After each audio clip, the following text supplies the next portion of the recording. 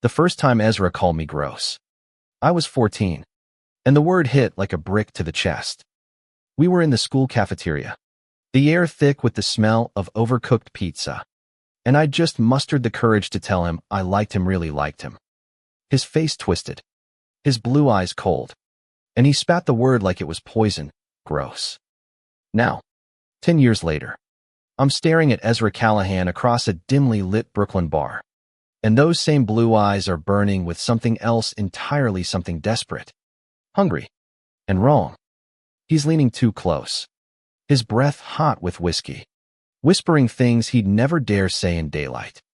I want to shove him away, to scream that he doesn't get to rewrite history, but my heart's hammering, and I'm caught in the gravity of his gaze. My name's Julian Torres, and I'm not the scared kid I used to be. Growing up in Queens, I learned early that being Puerto Rican and gay meant fighting for every scrap of respect. I'm 24 now, a graphic designer scraping by in a city that chews up dreamers like me. I've got a mop of black curls, a sharp jaw, and a guarded heart, thanks in no small part to Ezra. He was my first crush, my first heartbreak, and the guy who made me feel like my existence was a mistake. Yet here he is, in this dive bar called the Rusty Anchor, begging for something I'm not sure I can give. Ezra's different now, or so he claims. He's 25, taller than I remember, with dark curls that fall into his face and a jawline that could cut glass. He's a bartender here, slinging drinks with a practiced charm that hides the shadows in his eyes. He's Irish-American, born and raised in Staten Island, with a family that's as Catholic as they come. Back in high school, he was the golden boy varsity soccer star, homecoming king, the guy everyone wanted to be or be with. I was just the art kid who watched him from the sidelines, doodling his name in sketchbooks I'd never show anyone. Tonight, the bar's crowded, but it feels like it's just us. The jukebox plays some old Springsteen song, and the neon lights cast a red glow over Ezra's face. He's been watching me all night, ever since I walked in with my friend Mara, who's oblivious to the tension, chatting away about her latest Tinder disaster. Ezra's behind the bar, pouring shots, but his eyes keep finding mine.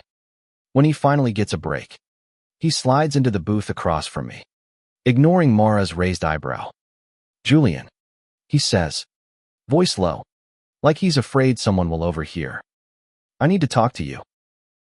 I laugh, sharp and bitter. "About what?" "How you made my life hell in high school." His face flinches, but he doesn't look away. I was a kid. A stupid, scared kid. I'm not that guy anymore. Mara excuses herself to the bathroom, sensing the storm brewing. I lean forward, my voice tight. "You don't get to just say you're different. Ezra, you called me gross. You told half the school I was a freak. Do you know what that did to me?" He swallows hard, his hands fidgeting with a napkin. "I know. And I'm sorry. I've been wanting to say it for years, but I didn't know how." I want to believe him. God help me. I do. But apologies don't erase the nights I spent crying myself to sleep, or the way I second-guessed every glance, every touch. For years, I stand to leave, but his hand catches my wrist, not hard, but enough to stop me. His touch burns, and I hate how much I still feel it, how much I still want him. "Please," he says, and his voice cracks. "Give me a chance to make it right." I pull my hand away, but I don't walk out. Not yet. There's something in his eyes, regret. Maybe. Or something deeper. Something that looks like longing. It's the same look he gave me 2 weeks ago when I ran into him at a coffee shop in Williamsburg. That day, he'd been all smiles, offering to buy my latte, acting like we were old friends. I'd brushed him off, but he'd slipped his number into my hand anyway, scrawled on a napkin. I didn't call. I couldn't. But now, here he is, and I'm not sure if I'm strong enough to walk away again. The bar's noise fades as I stare at him. I think of the kid I was, the one who loved him despite everything, and the man I am now, who's fought too hard to let someone like Ezra back in. But there's a pull here, a thread of something unresolved. And I know this isn't over. Not by a long shot. Ezra's apology lingers in the air like smoke, curling around my thoughts as I leave the rusty anchor and step into the cool September night. Brooklyn streets are alive with laughter and the hum of traffic, but I barely notice. My mind stuck on him and the way his voice softened when he said my name, on the way his fingers brushed mine. I walk home to my tiny apartment in Bushwick, a fifth-floor walk-up I share with a roommate who's never around. The walls are covered in my sketches' bright, chaotic designs that spill out of me when I can't sleep. Tonight, though, I don't draw. I sit on my bed, staring at the napkin with Ezra's number, now crumpled in my pocket. I should throw it out. I should block him out of my life for good. But I don't. The next morning, I'm at my desk job, designing logos for a startup that sells overpriced kombucha. My phone buzzes, and it's a text from an unknown number. Can we talk? Just coffee. Please. Ezra. I stare at the screen, my thumb hovering over the delete button. Instead, I type back, why should I? His reply is instant, because I owe you more than an apology. I don't respond, but I don't delete the message either. By the time my shift ends, I'm restless. My thoughts a tangle of anger and curiosity.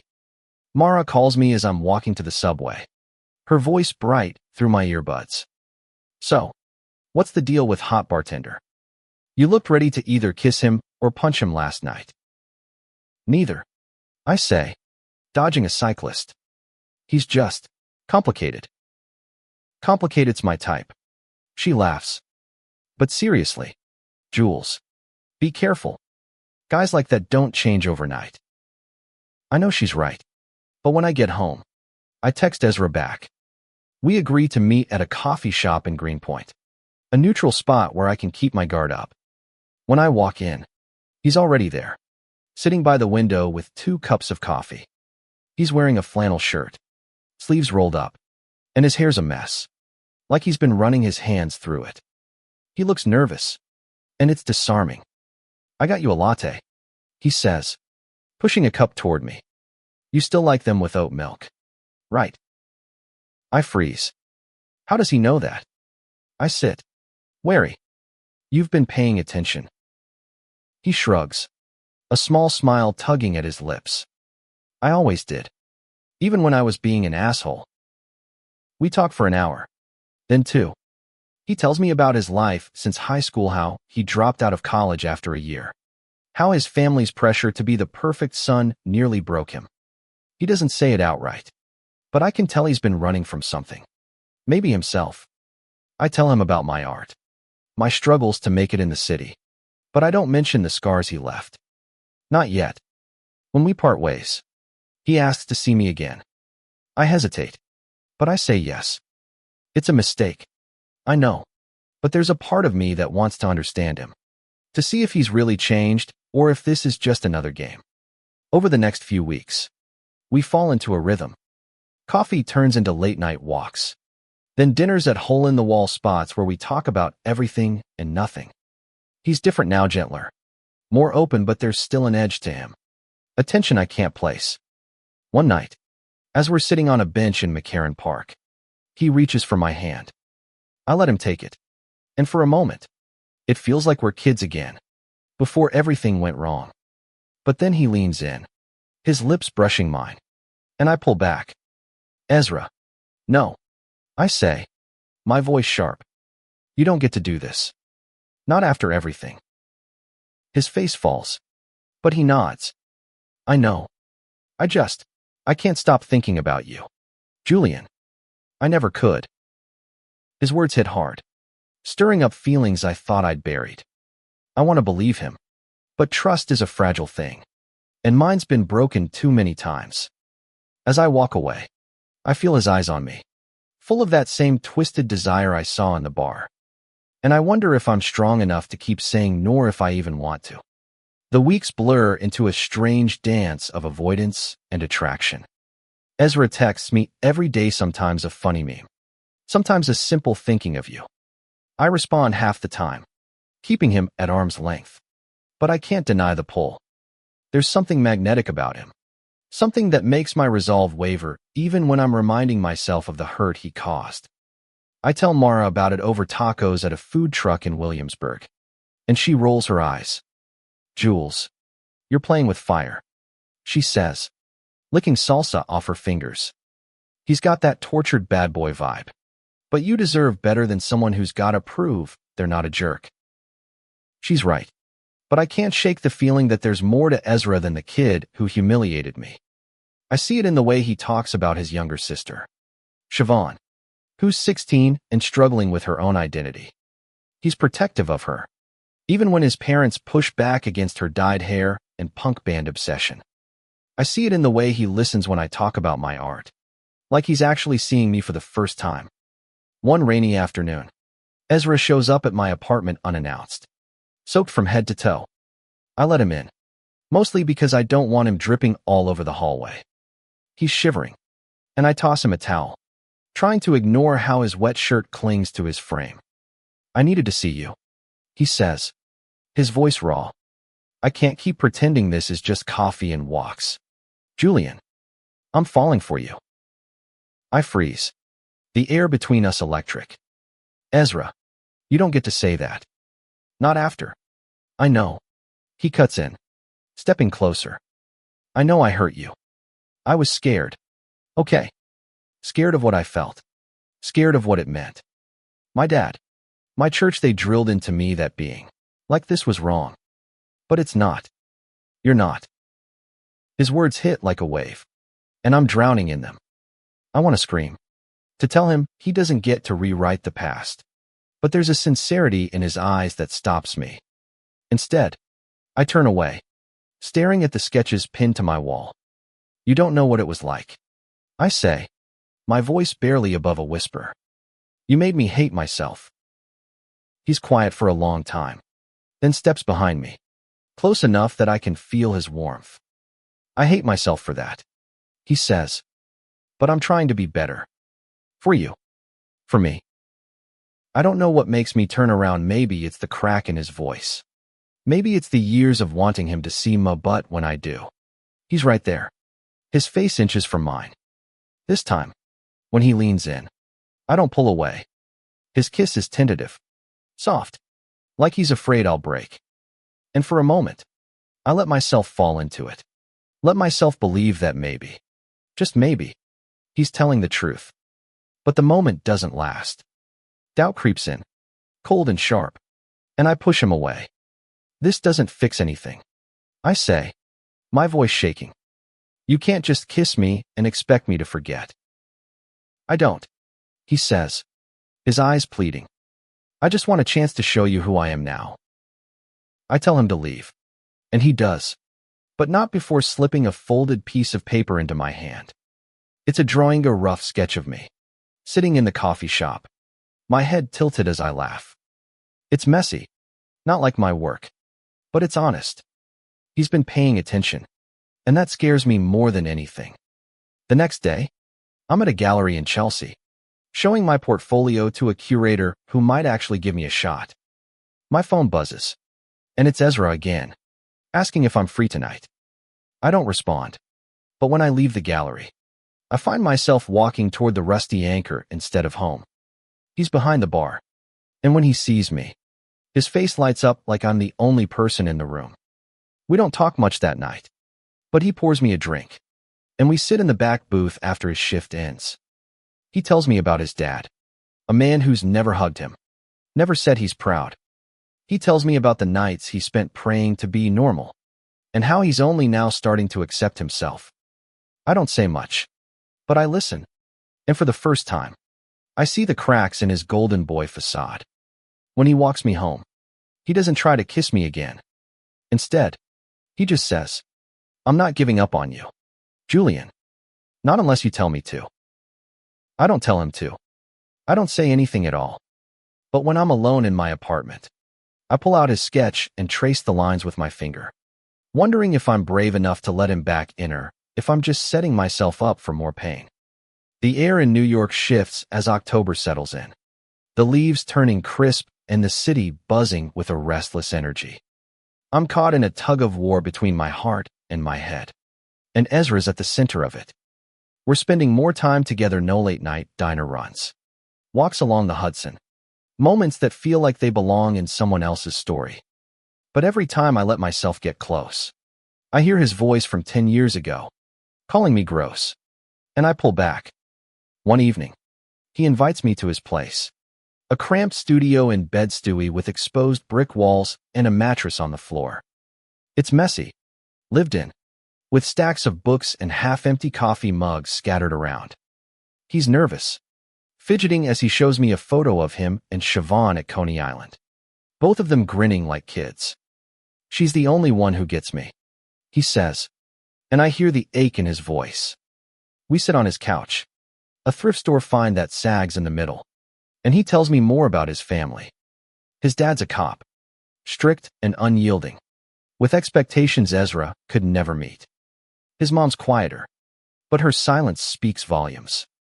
They don't know about me, he says, his voice low. About this. He gestures between us, and I realize he's never said the word gay out loud. I want to ask why, but I don't. Instead, I tell him about my mom, how she cried when I came out but hugged me afterward, saying she'd love me no matter what. I tell him about the pride parades I've marched in, the community I've found. He listens, his eyes wide, like he's seeing a world he's never dared to touch. Then he kisses me again, and this time, I don't stop him. It's not soft like before, it's urgent, desperate, like he's trying to pour 10 years of regret into one moment. I kiss him back, my hands in his hair, and for a second, I forget everything else. But when we pull apart, reality crashes in. What are we doing, Ezra? I ask, my voice rough. This doesn't erase the past. I know, he says, his forehead resting against mine. But I want to build something new. With you. I leave his apartment that night. My thoughts a mess. Part of me wants to believe in this new Ezra, the one who looks at me like I'm his salvation. But another part, the part that spent years rebuilding itself, screams that this is a mistake. The next week, I get a call from the gallery curator. They want one of my pieces in a group show, a small step, but a huge one for me. I text Ezra, and he insists on celebrating. We end up at a rooftop bar in Dumbo, the Manhattan skyline glittering across the river. He's all smiles, toasting to my success, but there's a shadow in his eyes I can't ignore. You okay? I ask, sipping my drink. He hesitates, then says, my dad found out I've been seeing someone. He's not happy. I tense. Does he know it's me? No, Ezra says quickly, but he's asking questions. He thinks I'm hiding something. I want to tell him to come out, to be honest, but I know it's not that simple. I've seen what fear can do, how it twists people into versions of themselves they hate. So instead, I take his hand under the table, squeezing it gently. You don't have to do this alone, I say. He looks at me, his eyes softening. You're too good for me, Julian. Maybe, I say, half joking, but I'm here anyway. That night, we walk back to my place, and he stays over. We don't do anything more than kiss, but it feels like a line's been crossed. As he falls asleep beside me, his arm draped over my waist, I wonder if I'm falling for the man he's trying to become, or the boy I used to love. The next morning, I wake to a text from Mara, check X. Now, my stomach drops as I open the app. There's a post from an anonymous account, a blurry photo of me and Ezra kissing on the rooftop. The caption reads, guess who's not so straight anymore? My heart races as I scroll through the comments, some supportive, some vicious. I look at Ezra, still asleep, and I know this is about to change everything. Ezra wakes to my shaking him, his eyes bleary until he sees my phone. The photo stares back at us, grainy but unmistakable. His face pales, and he grabs the phone, scrolling through the comments with a growing panic. Who did this? He whispers, his voice shaking. I don't know, I say, my own voice tight. But it's out there now. He throws the phone onto the bed and buries his face in his hands. My dad's gonna see this. My familia'll lose it. I want to comfort him. But I'm angry, too angry at whoever took the photo. Angry at the world for making this so hard. Angry at myself for letting him in. Ezra, I say, my voice sharp. You can't keep hiding. Not now. He looks up, his eyes red. You don't get it. Julian. My dad'll cut me off. He'll hate me. And what about you? I snap. What do you want? Because I can't keep doing this if you're not all in. He doesn't answer, and that silence cuts deeper than any words could. I grab my jacket and leave. Needing air. Needing space. The city feels suffocating as I walk. My thoughts spiraling.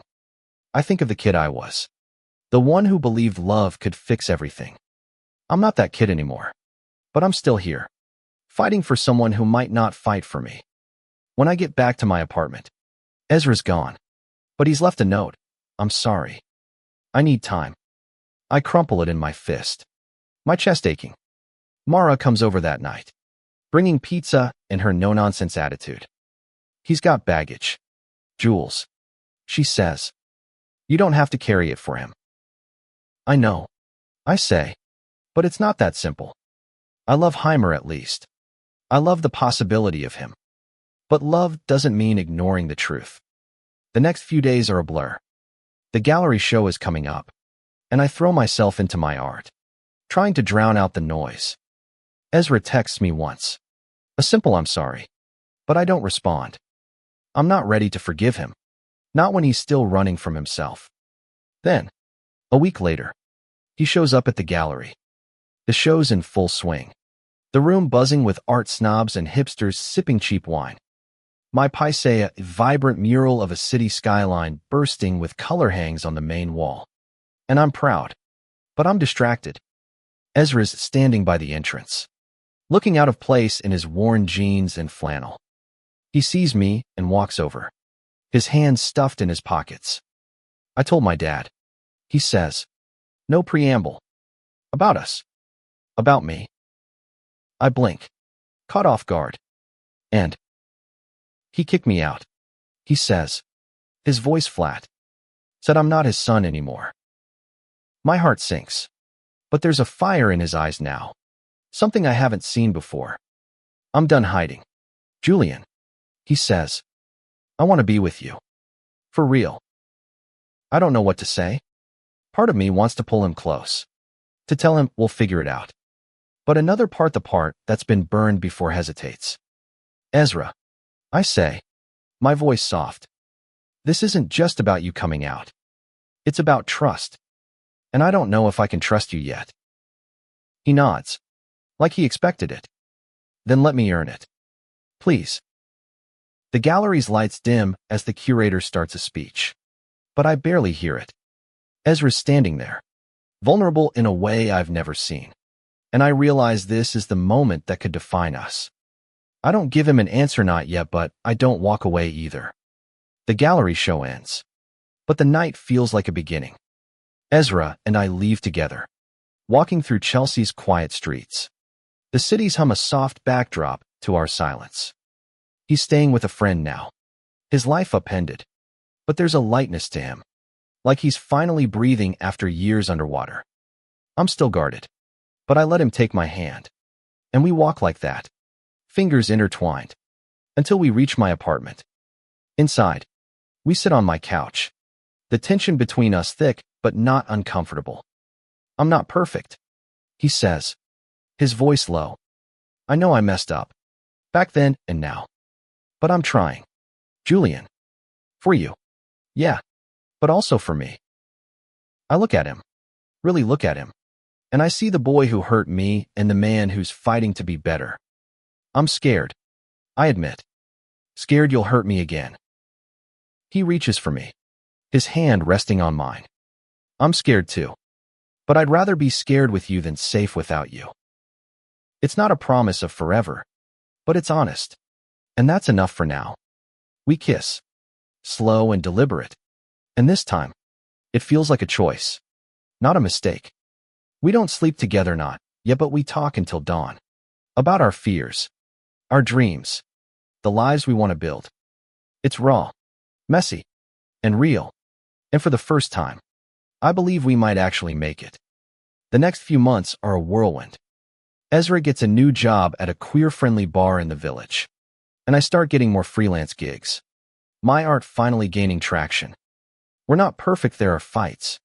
Moments when old wounds reopen, but we're learning. He meets my mom, who hugs him but gives him a look that says she's watching. I meet Siobhan, who's thrilled to have a cool artist in her brother's life. One night, we're back in McCarran Park, sitting on the same bench where we almost kissed months ago. The leaves are gone now, the trees bare, but the air feels warm with possibility. Ezra pulls out a sketchbookies, not mine, and shows me a drawing of us, standing under that autumn tree, our hands touching. On the page, in small, careful letters, he's written, "You're not gross. You're everything." I laugh, tears in my eyes, and kiss him under the stars. It's not a fairy tale, ending life's too complicated for that, but it's ours. And as we walk home, hand in hand, I know we're building something worth fighting for. Something that can heal the past and shape a future neither of us expected.